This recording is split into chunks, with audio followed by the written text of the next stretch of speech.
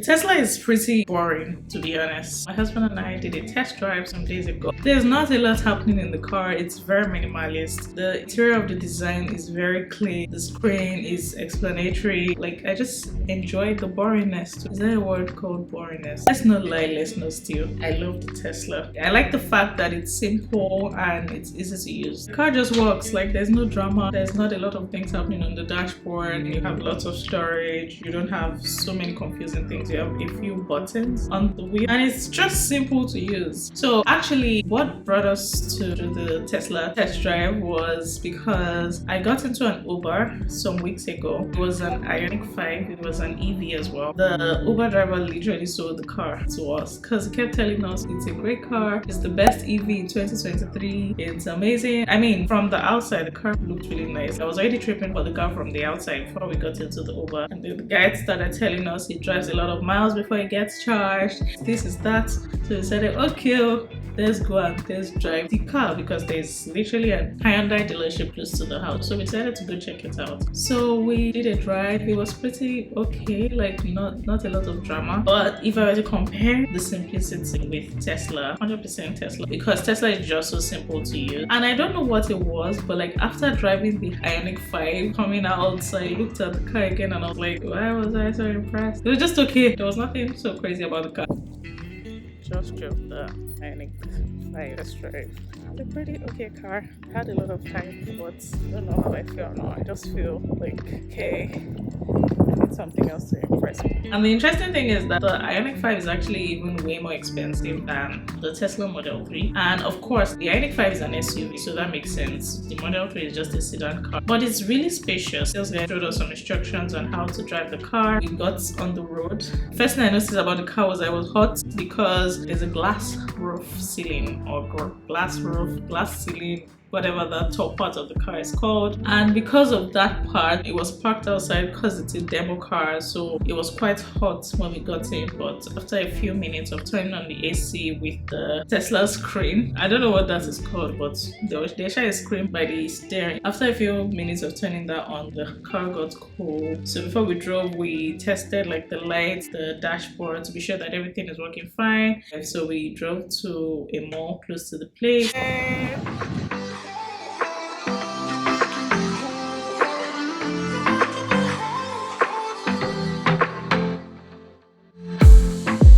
I saw the city passing by my window. Was in the crowd, but I felt so alone. Looked at my phone like every other second. My future was blurry and numb. A tunnel where there's no light.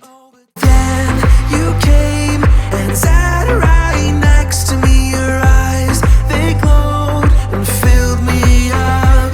We had never met before that time, but I just knew that we'd end up. You took it, you took it, took away my loneliness. Oh, I know it, I know it. You're making me wholehearted. Together it's always better. Just got a feel of the car. I enjoyed the ride. I found nothing weird with the car. Like, it was just simple, okay, and that's why I kind of like it. Okay, I did mention that before. I have a bias towards electric vehicles. I think they are the future and that's where we're really headed. I don't think that it will completely replace gasoline vehicles for sure, but I think that a lot of people would migrate to EVs. It felt pretty exciting to drive. Another thing is that it goes from 0 to 60 in I think 3 seconds, so it accelerates quite fast. So a couple of things I found cool about the car was being able to park and reverse using like a wand that is just right behind behind the steering. So unlike a lot of other cars, I'm sure there are simple ways cars do it these days, so it's not so like manual where you have to press something to park and reverse anymore. But with the Tesla, there's a one that's similar to the one that you used to turn on your wiper. I don't know if it's wiper that is really called. I don't really know the real name for these things because I'm not a car fanatic, and maybe I don't need to be a car fanatic to know what that is called, so apologies. There's this one that you just either raise up or down, and it basically sets the car to reverse, neutral, and the other gear, I think, levels. And then to park, you just press a button and it just parks. Like, that is the sweetest. Another thing is the ease of fixing your window. There's a button on the steering that you just like, it's kind of like a navigating button, but it's so easy and so tiny and like very practical in my opinion. Once you turn on the mirror settings on the screen of the Tesla, you're able to use that button to adjust the mirror to whatever setting is comfortable for you. The other thing I found really cool is the one pedal driving, and basically what this means is that you don't need to press your brakes so much in the car. I think this is helpful because you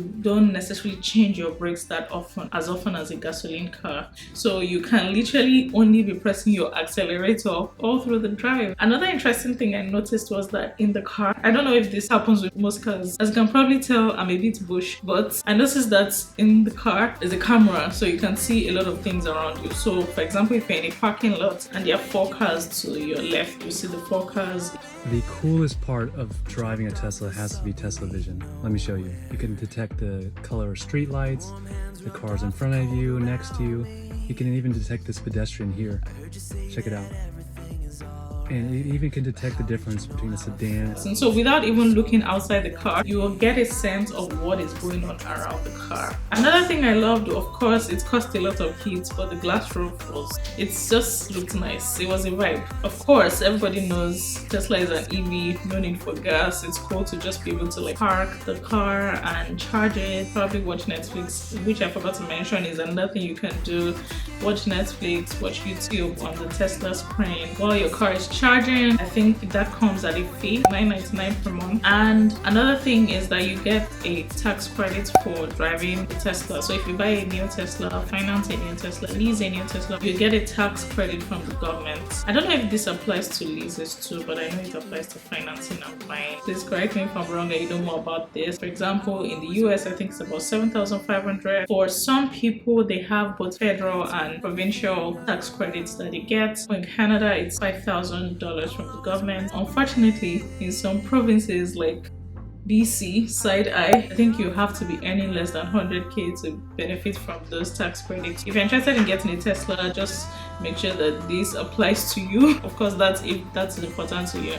What don't I like about the car? I don't like the fact that, first of all, one of the very nice things to look at is, of course, this is not practical, but having a white interior, oh my goodness, it's just sweet. Unfortunately, for some reason, they don't make the Model 3 with a white interior anymore, so you'd only see black interiors, which kind of sucks. But like the cars with the white interior is so cool, it's so cool. But Model 3s right now, you only get a few colors included in the price, silver or the gray. So if you want to get the white or the blue or the red, you have to pay extra, I think $1,500. Some colors additional $2,000. Personally, I think if you want to get the car, you should probably just get the one that comes included and go wrap it in a color that you find better, because you're not only, getting a color that you like, you're also protecting the paint that you originally have with whatever wrap that you use. So if someone were to buy the car for me, that's probably what I would do. I don't know what else wasn't so cool about the car that I saw. To be honest, I'm probably the wrong person to ask this question because I already have a bias for Teslas right now. But the car is a good car. I think it's a great invention. Just practical, it's functional. Okay, I think another thing about the car that is a bit weird are the door handles. I don't think it's a big deal. I don't know what the person that designed that part of the car, I don't know what really they were trying to achieve. Maybe just look different. But I think it's just not as easy to open as other cars. There's a particular technique to opening it. So yeah, I think that's probably the only thing that is not like the perfect thing about the car. If you have any questions, any more questions about the Tesla, feel free to ask me in the comments. Please subscribe if you're yet to. If you're new to this channel, my name is Susan. I appreciate you watching my video. If you are not new to the channel, oh my goodness, I love you so much. I will see you in the next video. Bye.